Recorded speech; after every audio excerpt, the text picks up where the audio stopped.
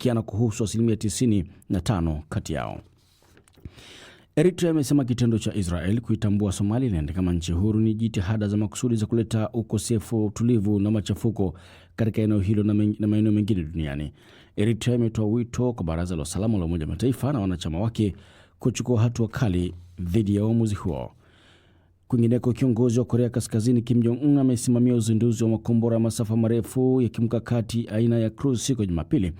Uzinduzi huo ni tukio la hivi karibuni zaidi miongoni mwa shughuli nyingi alizohudhuria Kim katika juhudi za kuonyesha maendeleo ya kijeshi na kiuchumi ya nchi hiyo kabla ya mkutano muhimu wa chama unaotarajiwa kufanyika mapema 2026. Na nchi ya Guinea imepiga kura Jumapili katika uchaguzi wa rais uliotarajiwa kumpa Mahamat Doumbouya muhula wa miaka 7. Doumbouya ambaye alichukua madaraka kupitia mapinduzi ya kijeshi mwaka 2021 na kumaliza mchakato wa nchi hiyo Afrika Magharibi kurudi kwenye utawala kiraia. Kiongozi huyo wa zamani wa vikosi maalum mwenye miaka 41 alikabiliana na wagombea wengine 8 katika uchaguzi ulioshuhudia mgawanyiko na kukosekana kwa upinzani wenye nguvu. Hii ni BBC. Na mnasikiliza Amka na BBC kutoka idhaa ya Kiswahili ya BBC kikutangazia kwenye FM, radio shirika na kwenye internet katika bbcswahili.com. Nchini Tanzania unatupata kupitia Radio 1 ya pale Dar es Salaam. Kenya ni Mwanedu FM, Uganda ni Voice of Busoga, na iwapo upo DRC atege sikio kupitia Radio Muungano Beni. Matangazo haya pia yanapeperushwa moja kwa moja kupitia ukurasa wetu wa Facebook, andika BBC Swahili. Na udhaa wako asubuhi ya leo ni mimi David Nkia. Rais wa Marekani Donald Trump ameelezea mpango unaowezekana wa kumaliza mzozo wa Urusi na Ukraine kuwa karibu sana, ingawa masuala kadhaa bado yanahitaji kutatuliwa.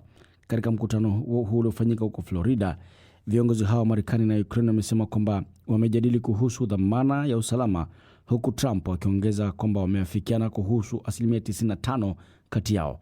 Zaidi na Martha Saranga.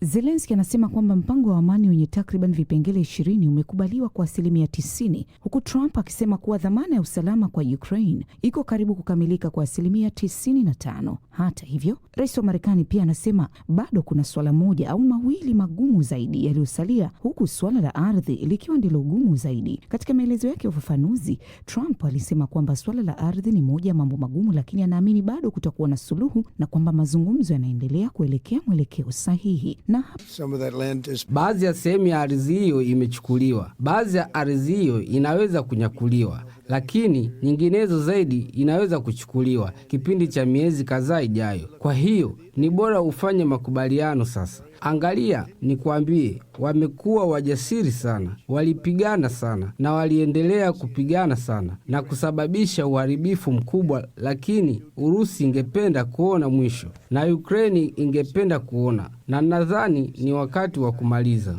Ukraine would like to say that I think it's time to end. Katika mahojiano na Reuters kabla ya mazungumzo kati ya Trump na Zelensky, baadhi ya raia wa Ukraine mjini Kyiv walionyesha mashaka yao kuhusu mkutano wa leo kumaliza vita vinavyoendelea. Ni Martha Saranga.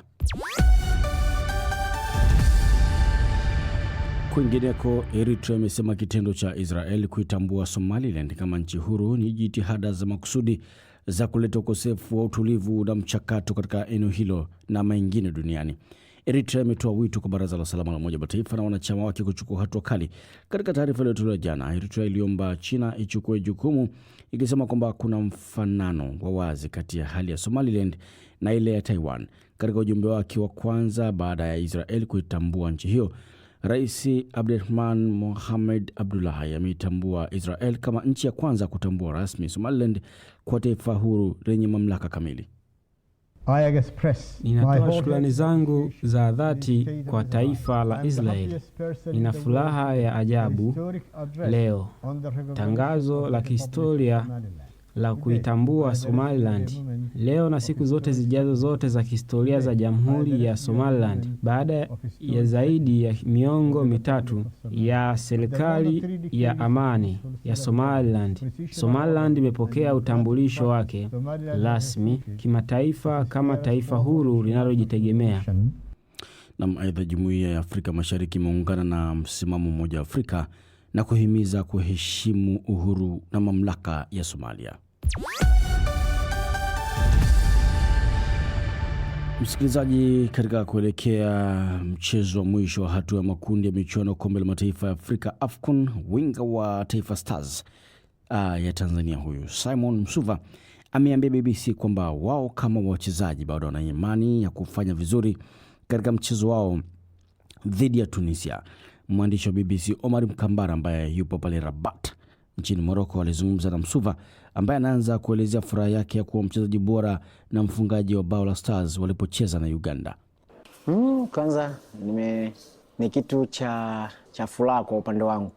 Kila mchezaji anatamani akiwa anacheza atoke man of the match, lakini pia kuisaidia timu.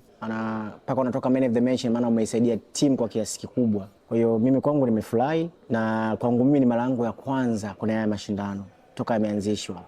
Japo kuna mashindano mengine sikuwahi kuwepo kushiriki, lakini kwa hichi kipindi ambacho nimeweza kushiriki kwa miaka hii mitatu, huu ndo mwaka wangu wa kwanza kuweza kupata. Ulikuwepo AFCON iliyopita na hii umekuwepo tena. Kama taifa unaona soka limesogea au unaona timu ya taifa imesogea angalau kidogo? Inasogea kwa kweli, kwa sababu ukiangalia tulivyokuwa mwaka juzi, mwaka jana na mwaka huu, kadri siku inavyozidi kwenda kuna step tunapiga. Unafikiri nini ambacho kinaikwamisha timu ya taifa tangu mwaka 80 ilipofanikiwa kufuzu michuano hii? Timu haijawahi kupata matokeo mazuri kwa maana ya kushinda, na safari hii kundi lenu liko linaonekana gumu, lakini kuna mtu kama Uganda ilikuwa inasemekana mnaweza kuwa mnatoshana nguvu. Taifa Stars Tanzania wapi inapokwama kwenye michuano hii?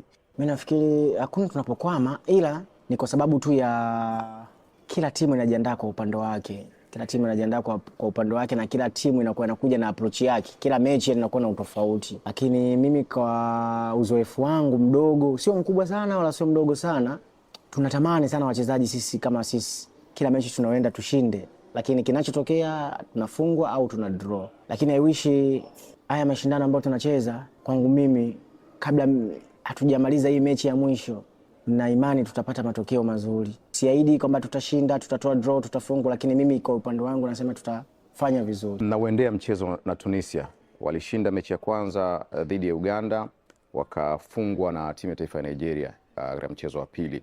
Mkakati wenu sasa haswa ni nini kama wachezaji? Baada ya mmepoteza mechi ya kwanza, mkasuluhu na Uganda, hii mechi ya mwisho, mkakati haswa kama wachezaji ukoje? Mikakati ni kuipambania hii mechi ambayo imebakia, iko mkononi mwetu. Na ukiangalia hata kocha, tuna muda japo sio mkubwa, tuna muda mdogo sana ambao utatufanya sisi tuweze kujiandaa kwa huu mchezo ambao uko mbele yetu. Kwa hiyo mwalimu anajua nini cha kufanya kwenye hichi, na sisi kama wachezaji tumejiandaa, akibadilisha mfumo kwa sababu kila mechi inakuja na utofauti. Kwa hiyo anabadilisha, anasema mechi hii nitamtumia huyu, mechi hii nitamtumia huyu, nitaweka mfumo huu. Kwa tunasubiri mwalimu mazoezi yake ya mwisho nini atatupa kama sisi wachezaji. Sawa, unafikiri labda majina haya kwenye hizi timu kama Nigeria, Tunisia inaweza kawa ni sababu ya wao kuwa wanafanikiwa zaidi? No, sifikiri kama ni majina yao, ila kitu ambacho kiko mbele yangu ambacho mara nyingi mimi nawekaga mkazo wa wachezaji kutoka nje. Sio kwamba kucheza ligi ya nyumbani hauwezi kufanya vizuri, lakini wachezaji tunavyokuwa wengi nje tunajifunza hata kwa wenzetu. Ukiangalia nchi tofauti tofauti, siwezi kuzitaja hapa zote, lakini wachezaji wengi wanacheza nje ya nchi na unaona ile impact kwenye timu zao wanapofanya vizuri. Kwa hiyo na sisi tunatamani kuona wachezaji wa Kitanzania wanapata fursa ya kwenda kucheza nje ya nchi, kwa sababu tunavyo vipaji na ukiangalia umri unaruhusu, bado vijana wadogo. Kwa hiyo mimi kwa upande wangu natamani wachezaji watoke ili tuweze kuisaidia nchi yetu. Na mahajini haya kati ya Simon Msuva pamoja na Omar Mkambara unaweza kuyapata kwa refu kabisa na kuyatazama kwenye channel yetu ya YouTube ya BBC Swahili. Asante sana Masanja Kuyanja, msanii wa Makuhenga, anasema anasikiliza kwa uzuri matangazo ya Amka na BBC nikiwa Kagongwa, Kahama, Tanzania. Richard Men anasema wa Arusha Unga Limited pale kwa wajanja.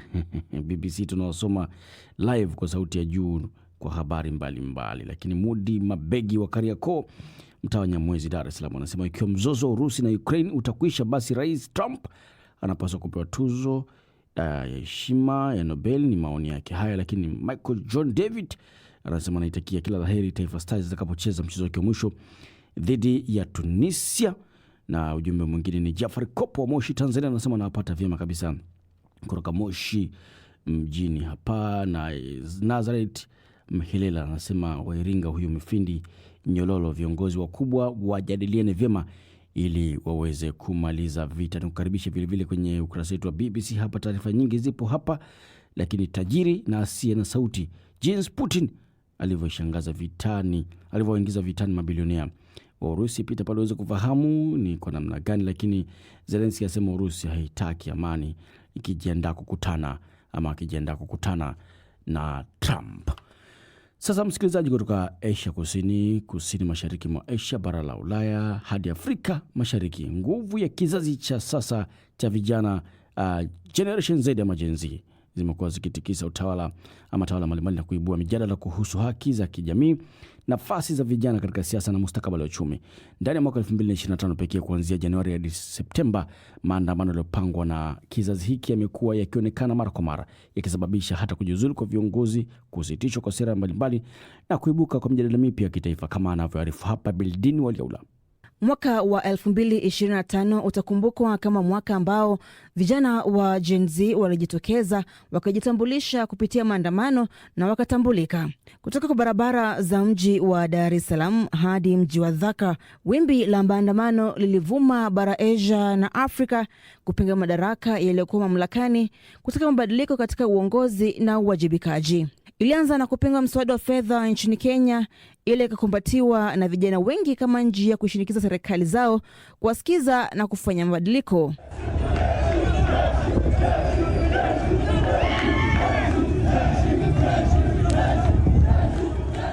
Katika makala haya ya maandamano yaliyofanyika mwaka huu, tunaanzia nchini Tanzania.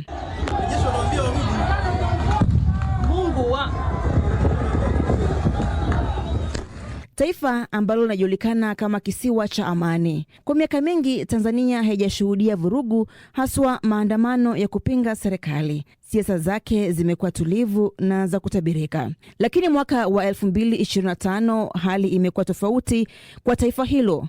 Uchaguzi mkuu ulifanyika mwaka huu.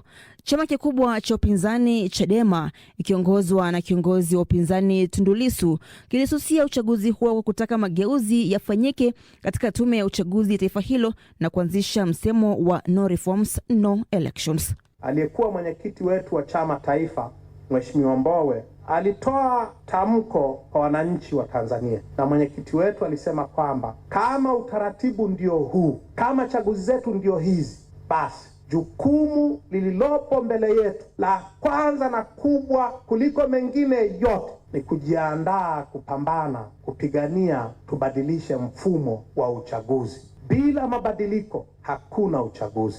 Chama tawala cha CCM na serikali haikuridhia matakwa yao na kuendelea na mipango ya uchaguzi. Joto la kisiasa lilipozidi, viongozi wa upinzani walikamatwa mara si moja, huku kiongozi wa upinzani Tundu Lissu akifunguliwa kesi ya uhaini. Jana tarehe 29 Oktoba 2025, nchi yetu ilikuwa na zoezi la uchaguzi mkuu. Kulitokea vitendo vya kihalifu vilivyotekelezwa na baadhi ya watu wahalifu katika maeneo mbalimbali ya nchi. Oktoba 29 mwaka huu wa 2025 ilikuwa siku ya uchaguzi nchini Tanzania. Ghafla maandamano yalianza, vijana wakilalamikia kudorora kwa demokrasia na kutokuwa na uhuru wa kisiasa na kujieleza. Sisi tumezaliwa katika nchi hii, hatuna nchi nyingine. Kwa hiyo ni kwamba tunapenda uhuru wa maoni, tunapenda kuzuia utekaji, tunapenda uhuru wa vyombo vya habari, pia tunapenda vyama vya siasa vipate uhuru wake. Tunaandamana kwa sababu uchaguzi si wa haki. Sababu tuliokuwa tunawataka kwanza hawapo. Wameweka watu wao. Tumeanza kuandamana hapa, mtu mmoja kapigwa risasi ya kwenye bega. Mimi sijapigwa, lakini nimepigishwa magoti na familia yangu pasipo na sababu, na kosa silijui, lakini nimejitetea nikiwa ndani. Jamani, hapa pana amani, kaambia toka nje. Na kama msipotoka nje tutawapigia mimoshi, mtoke na mabomu ya machozi. Gari ilizima, milango iligoma kufunguka. Baada ya hapo wananchi wakawa wanaanza kurusha mawe, ile gari ya mwendo kasi wamerusha mawe. Mimi baada ya kuona mawe yanazidi, kabidi nilale chini ya kiti. Hii ilikuwa mara ya kwanza kwa maandamano ya aina hii na kiwango hicho kutokea nchini Tanzania, kama anavyoelezea George Msamali, mtaalamu wa usalama, katika mahojiano na mwanahabari wa BBC Leila Mohamed. Hali kutazamiwa, maanake tukiangalia katika historia ya taifa la Tanzania hatujawahi shuhudia maandamano kama hao kama hayo na kiwango kilicho ambacho tunakishuhudia hivi sasa. Kwa hivyo nafikiri kidogo asasi za kiusalama katika taifa hilo la Tanzania lilipatikana likiwa haliko tayari, haliko limeweka mikakati ya kutosha kuweza kukabiliana na kiwango cha maandamano ambacho tumekishuhudia hivi sasa. Ni kwa nini kwa sasa vurugu zinaonekana Tanzania bara? Hivi sasa wao walitarajia tu kwamba watu wa Tanzania bara ni watu ambao ni watulivu, na sehemu zote kutoka kwa viongozi wa serikali walikuwa wanasema kwamba halijafanyika na haiwezekani. Lakini kulikuwa kuna msukumo mkubwa sana kutoka vijana, hasa wakitumia mitandao ya kijamii, na hili ndilo jambo ambalo vitengo vya usalama kule Tanzania na hali kadhalika asasi ya kijasusi wangeangazia ili wawe tayari kukabiliana na vijana ikiwa yale maandamano yangefanyika. Majeshi ya JWTZ ambayo yanashirikiana na polisi kudumisha amani barabarani, ni kwa nini imefikia hapa jeshi kuingilia kati? Wao hivi sasa wanasaidia vile vyombo vya umma ambavyo vinaonekana kwamba vimelemewa na hali iliyopo, na hakuna muda ambao inasemekana kwamba wanajeshi watakuwa barabarani, bali tu hali itakaporejea ya kawaida, basi rais pia hali kadhalika atatoa amri ya kuondoa wanajeshi. Hivi sasa hali imetulia, tuachie maafisa wa polisi wa kawaida kukabiliana na hali, rudini katika kambi zenu, muendelee na shughuli zenu za kawaida za kijeshi. Maandamano yenyewe yanafanyika wakati ambapo baadhi ya viongozi ambao walitazamiwa kushiriki katika uchaguzi mkuu, mmoja wao yuko magerezani anakabiliwa na kesi ya uhaini na mwingine alianguliwa. Hii imechangia vipi katika msukumo wa vijana kutoka nje? Tusiwe na demokrasia kwa usemi tu, maana kizazi kilichopo hivi sasa kinazingatia misingi ya demokrasia ambazo wao walikipata kikiwa kimetangulizwa na wale wakombozi wa mataifa wakati walipigania uhuru wa mataifa haya. Na sura ambayo vijana wanayo hivi sasa wanasema ya kwamba hivi sasa tuna ukoloni mambo leo, na wanasema wamejitokeza muhanga kuweza kukabiliana na ukoloni mambo leo, manake wao wanaona ni kama hali ambayo ilipiganiwa na wale wakombozi wa kwanza haikuweza kutimizwa. Hapo jana tulimwona Jenerali Mkunda akitoa hotuba kwa taifa na kusema kwamba wale ambao wataendelea kuandamana watakabiliwa ipasavyo kisheria. Kwa misingi ya kanuni za kijeshi, wanatarajiwa kuwa barabarani kwa muda gani, na hii inatoa taswira ipi? Inalingana na hali itakavyokuwa katika taifa hilo la Tanzania, na usemi ambao umetolewa na jenerali ni usemi ambao tunaweza sema ya kwamba umetoka kwa upande wa serikali, na ingekuwa vema kuzingatia kwamba hawa ambao wanaandamana pia wana matakwa yao, lakini kwamba jenerali kujitokeza inatuma taarifa ya kwamba hivi sasa serikali inataka kutumia vyombo vya dola kuweza kukabiliana na wanaandamanaji ambao wao kwao wanadai haki yao. Ni kwamba wao wanaona ni kama wao ni wakombozi hivi sasa, hawajioni kama kwamba wanavunja sheria yote, lakini wanasema tunataka haki zetu na lazima wasikizwe.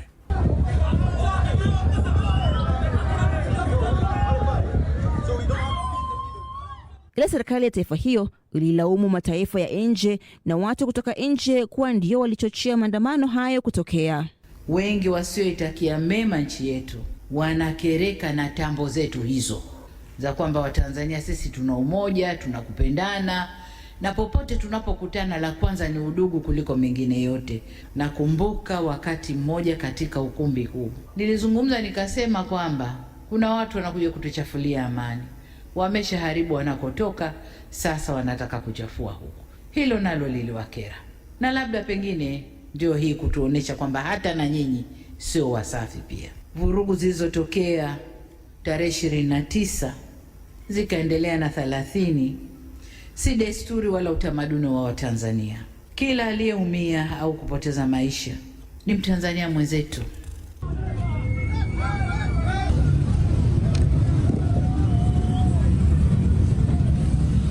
Mamia ya vijana walioshiriki maandamano hayo walikamatwa na kuzuiliwa, wengi wakifunguliwa kesi za uhaini. Peter Kibatala ni wakili aliyekuwa akiwatetea waandamanaji waliokuwa wamezuiliwa.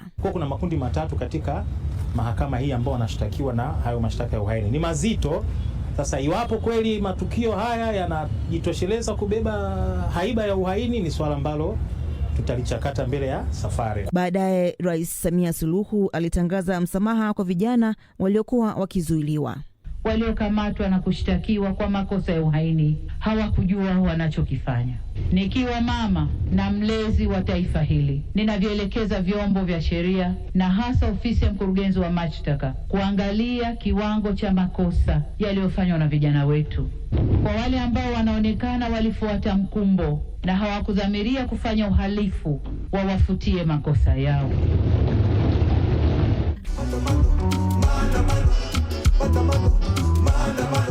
Nchini Kenya, maandamano si jambo geni. Yalianza kwa kupinga mswada wa fedha uliokuwa ukipaniwa kuongeza ushuru wa bidhaa tofauti nchini Kenya. Vijana wa Kenya walikuwa wakilalamikia ukosefu wa ajira, serikali kukopa pesa kupita kiasi, kupanda kwa gharama ya maisha na wanasiasa kuwa wajeuri na kuishi maisha ya kifahari pamoja na ufisadi serikalini. Maandamano hayo yalianza mitandaoni na vijana hao walijitokeza kwa wingi barabarani kuandamana, ila wengi wao walikabiliwa vikali na vikosi vya usalama.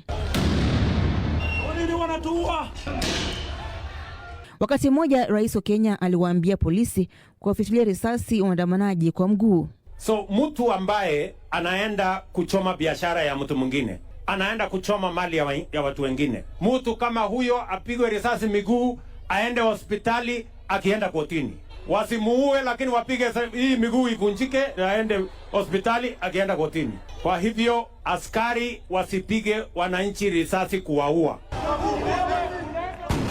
Mwezi Juni tarehe 25 mwaka huu, maandamano ya kuwakumbuka waandamanaji waliofariki mwaka uliopita yalisababisha maafa zaidi. Kwanza nataka serikali iache kuua watu. Sisi sote hapa tuko kwa amani na tunataka watu sikize. Tumesema vitu mingi. Si kama wanasiasa hawajui, wanajua nini zinatusumbua. Economy, maisha yetu yamepanguka, lakini hawatusikizi. Tafadhali watusikize na wasiwe innocent people. Mtu anapotea tu, unasikia huyo ametekwa nyara week after week. Unasikiza vitu zinaenda tu hivyo. Yaani tunashangaa kwa nini why? Ndio watu wanajamu wanasema hapana, kama ni kifo waje ikuwe kifo. Tunataka mapinduzi katika serikali yetu na jinsi ambavyo mambo inaendelea, na hatusemi kwamba shida ni serikali peke yake, lakini shida ni kila kitu. Ila maandamano ya Kenya yalizua gumzo kuhusu kiasi cha nguvu ambacho polisi wanafaa kutumia kwa waandamanaji, huku waziri wa usalama wa ndani Kipchumba Murkomen akinukuliwa akiwahimiza polisi kutumia nguvu kupita kiasi. Inafanya hata polisi za wengine ipige wakora risasi ni kwa sababu wanashikwa, wanaenda, wanarudi, wanakuja kuchekelea polisi kuambia sasa tulifika wapi, hakuna penye tumeenda. Si ukweli? Na tumeambia polisi mtu yoyote mwenye atakaribia police station piga yeye risasi.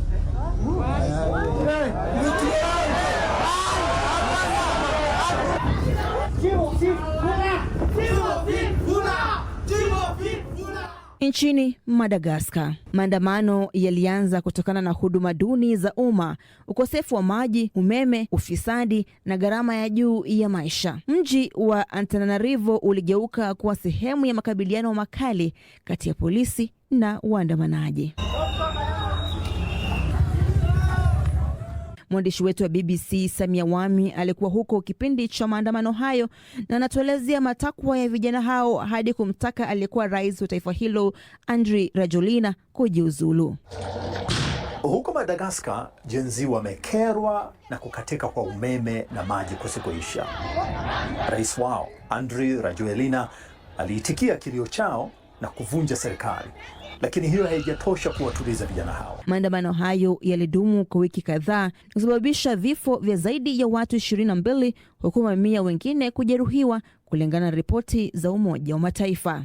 Baada ya kupokea shinikizo, Rais Rajoelina alijaribu kufanya mabadiliko katika serikali yake kwa kuvunja bunge la Madagascar na kumteua waziri mkuu mpya wa taifa hilo, hatua iliyoghadhabisha vijana wengi nchini humo kuendelea kuandamana. Jeshi la taifa hilo ambalo awali lilimsaidia Rajoelina kuingia madarakani lilijitokeza na kumtaka aondoke. Rajoelina alisema jeshi hilo lilikuwa linapania kuipindua serikali na baadaye akaikimbia taifa hilo. Tuelekee sasa nchini Nepal. Maandamano nchini humo yalianza mitandaoni baada ya serikali ya taifa hilo kubinya matumizi ya mitandao kwa kupitisha sheria itakayodhibiti matumizi ya mitandao tofauti nchini humo. Ilikuwa maandamano ya kawaida, ila yakageuka kwa mapinduzi makubwa kuwahi kutokea. Juhudi zote za kudhibiti maandamano hayo yalifeli, ikiwemo kuweka marufuku ya kutotoka nje. Waziri mkuu wa taifa hilo alijiuzulu, bunge likavunjwa, sheria ya kudhibiti matumizi ya mitandao ikatupiliwa mbali na serikali mpya ikaundwa. Nchini Bangladesh, maandamano ya Bangladesh ndiyo yanasemekana yalivuna matunda. Vijana walijitokeza katika barabara za mji mkuu wa Dhaka na kumaliza utawala wa miaka 15 ya waziri mkuu wa taifa hilo Sheikh Hasina. Waziri huyo alikimbilia India na aliyekuwa mshindi wa tuzo ya Nobel Muhammad Yunus kuchaguliwa kwa waziri mkuu wa taifa hilo. Kwa sasa taifa hilo demokrasia imerudishwa nchini humo, huku maandalizi ya uchaguzi mkuu yakiendelea na nguvu ya vijana kutambulika. Ila baada ya Sheikh Hasina kukimbia Bangladesh na kwenda nchini India, amepatikana na hatia na mahakama za Bangladesh. Vijana mwaka huu wamepaza sauti yao kwa kujielezea kupitia mitandao ya kijamii na maandamano. Ila tutasubiri kuona iwapo vijana hawa wataweza kuleta mabadiliko na kuchukua nafasi za uongozi katika mataifa mengi, haswa yale yanayoelekea katika kipindi cha uchaguzi mwaka ujao. Namni taarifa yake Beldini Waleule ambayo unaweza kupata kwa utuo kabisa katika matangazo yetu ya jioni ya Dira ya Dunia saa 12:30 hapo baadaye. Lakini vile vile ni kushukuru uliotuma ujumbe wako John Michael, unasema bila shaka kukiwepo na demokrasia na uhuru wa kutosha duniani, maandamano kama haya hayatakuwa yakishuhudiwa mara kwa mara. Tamati ya matangazo ya Amka na BBC ambayo yamesimamiwa na kuhaririwa na Martha Saranga. Fundi mitambo pale ni Jessica Pelembela. Kwa niaba ya wote, mimi ni Nkya David Nkya, nikutakia Jumatatu njema. Kwaheri.